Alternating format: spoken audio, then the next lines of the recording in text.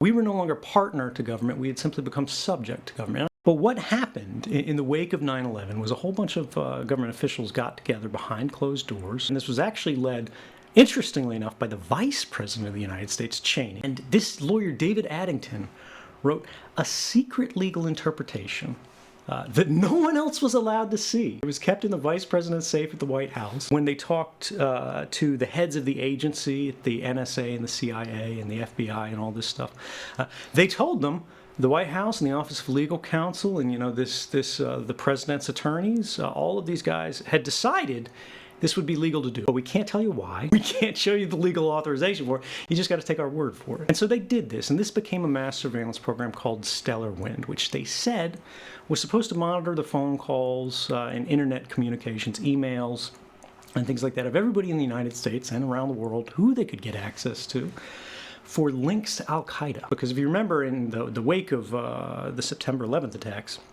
they were saying,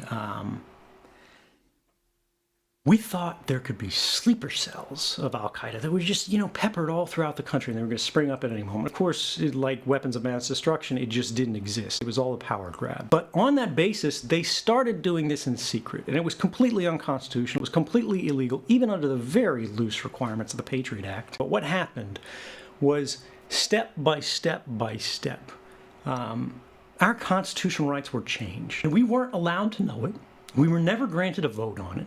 And even the many members of Congress, right, 535 in the United States, they were prohibited from knowing this. So what had happened was that we, the American people, had sort of lost our seat at the table of government. We were no longer partner to government. We had simply become subject to government. And I think everybody who's in the world today, who is aware of what's going on, whether it's under this administration, the last administration, the one before that, right? They have seen a constant kind of shift where we, the public, have less say and less influence over the policy of government with each passing year.